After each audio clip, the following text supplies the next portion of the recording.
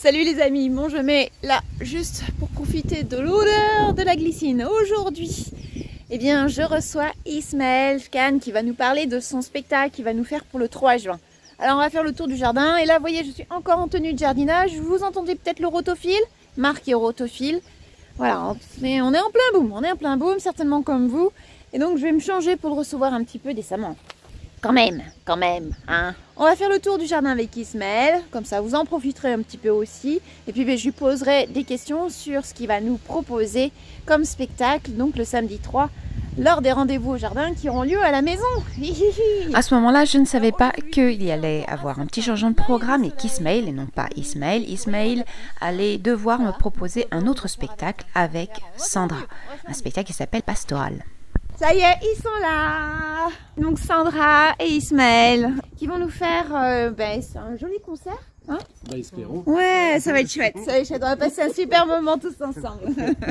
Alors, ce que je vous propose, c'est qu'on va faire le tour du jardin. Très bien, parfait. Hein, comme ça, vous allez le découvrir.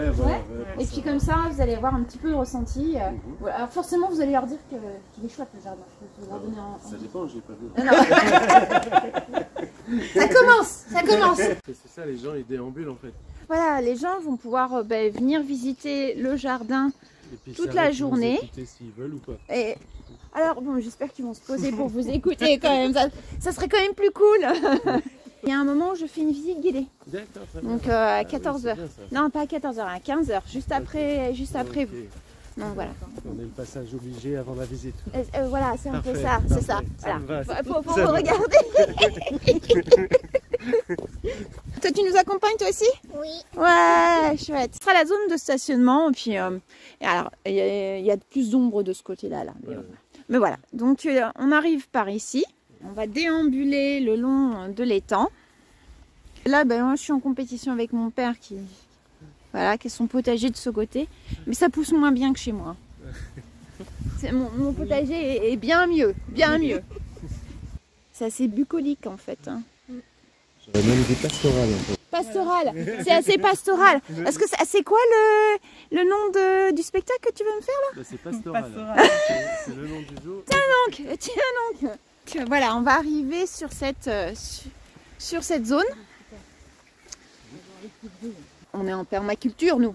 Mais voilà. Voilà, c'est ça. Il n'y a que ça de vrai. Il n'y a que ça de vrai. Les lasagnes, c'est ce que je préfère. Les lasagnes, moi j'adore les lasagnes. Mais de toutes les manières. Hein. Je me suis dit que vous alliez vous mettre sur la partie haute. Et puis les gens pourront s'asseoir ici. Après, c'est une suggestion. S'il fait très chaud, on sera bien à l'ombre au potager. Et c'est vrai que l'année dernière, au mois de juin, il faisait très très beau. Beaucoup de cultures qui sont vivaces, hein, tu vois, là, ça c'est du réfort. On a des céleris perpétuels. Enfin bon, voilà, il y a beaucoup de choses, même si on dirait pas là comme ça. Moi, je reconnais beaucoup de plantes qui sont comestibles. Mais tu vois, voilà, je garde toujours des plantes sauvages. J'ai trouvé la marguerite à côté des scorsonnaires, à côté de la lierre. Tu les connais, la lierre? Non. Alors, goûte ça. Je connais cette fleur, mais... Je vais pas les empoisonner. Hein. Vas-y, partagez. Non, moi je mange tout. C'est bon. Vas-y, prends. Sandra, goûte. Ça, tu peux le mettre dans les salades. Ouais, carrément, ça y a un petit côté roquette. Très bon. Alors là, je vais vous laisser passer devant. D'accord. Parce que c'est l'allée des élébores. Alors, les élébores sont en train de faner.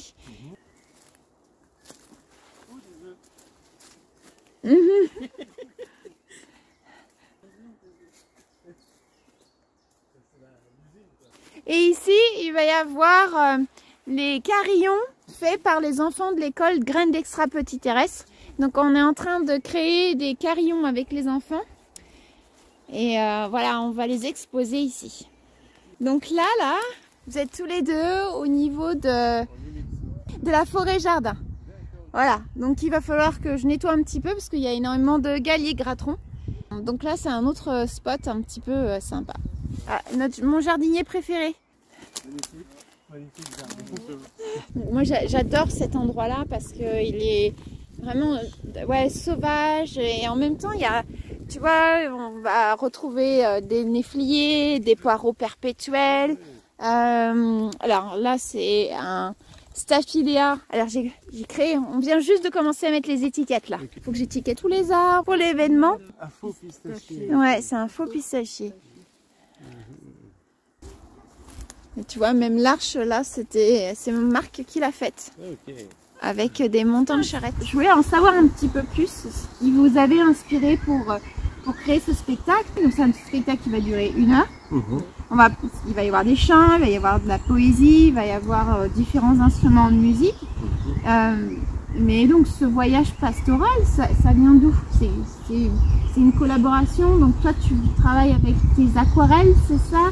Oui, j'ai participé donc à la création du livre pour l'illustration. Donc Ismaël m'a commandé des illustrations pour agrémenter ce recueil. On s'est dit à un moment que ça serait bien de faire vivre, d'aller un peu plus loin, de donner une autre dimension à, à notre petit bébé et de le faire vivre. C'était un livre quoi. Voilà, c'est ça. Soit tu voulais lui donner une dimension humaine, voilà, de la 3D quoi. Tout à fait, c'est ça. Et du coup, la solution c'était de déclamer ces poésies pour donner ce côté plus vivant, pour faire vivre ce livre. Et on s'est dit pourquoi pas faire ça et l'agrémenter aussi de... Parce que le recueil c'est un voyage poétique et musical, donc la poésie, la musique, on a rajouté le côté musical avec Ismaël au saz, à la guitare, au chant, moi au chant, donc tout ça un petit melting pot de nos activités. On a décidé de faire ce projet ensemble puisqu'il avait des poésies qui attendaient chaudement d'être publiées un jour. On s'est dit que la poésie en fait c'est fait pour être déclamée parce que le livre il est sorti début 2022 et du coup on avait cette création mais elle vivait pas en fait. D'accord. Donc oui, ça restait qu'un livre. Voilà, c'est ça. Il manquait cette interaction. Bah, la remarque.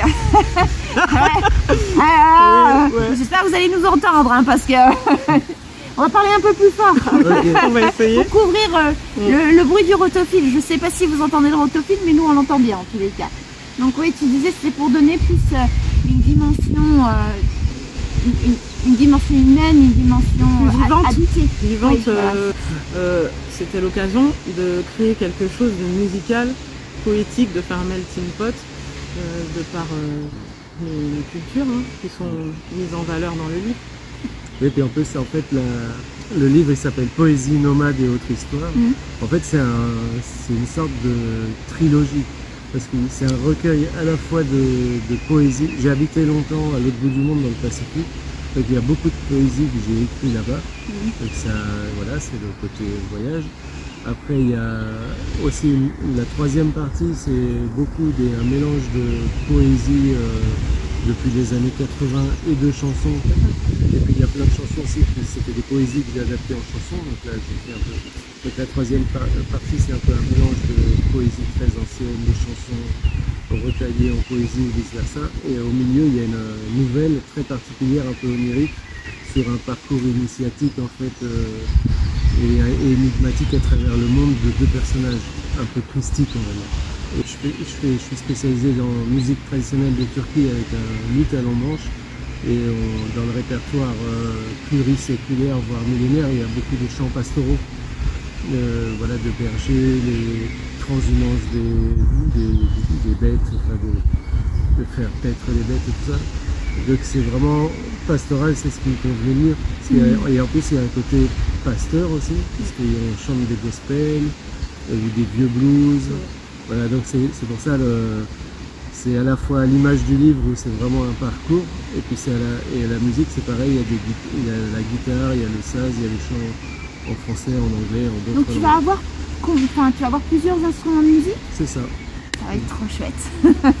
Déjà les voix. Moi c'est des instruments, voilà, on connaît tous la guitare classique, mais le saz, tous ces instruments qui sont turcs, c'est ça? Oui, c'est bassin, ouais. Ouais, de tout le Moyen-Orient. Oui, c'est ça, Proche-Orient, Moyen-Orient. Ouais.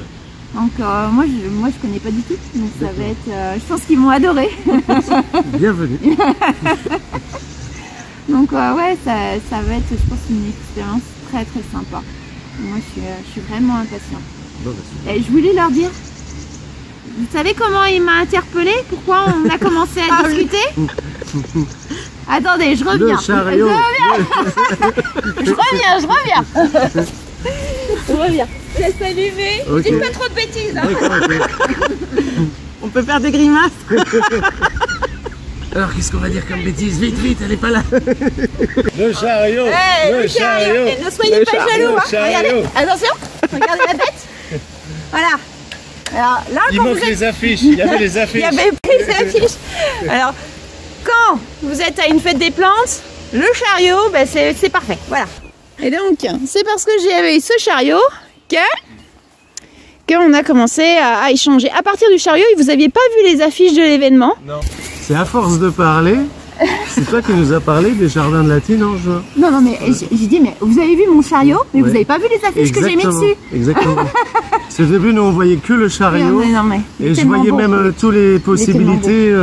On voyait toutes les possibilités. J'avais même été jusqu'à dire, ah oui, c'est bien pour ton mari quand il est un peu bourré. Voilà. Oui, ça peut mettre 80 kilos. Ouais, Donc, voilà. Donc je disais, mais c'est parfait. Avant, en fait, le saz, culturellement, c'était vraiment pour appuyer le chant. Et puis depuis une trentaine d'années, on va dire, il y a vraiment eu un développement des virtuosités du saz. Vraiment, il y a des choses formidables qui font avec le saz aujourd'hui.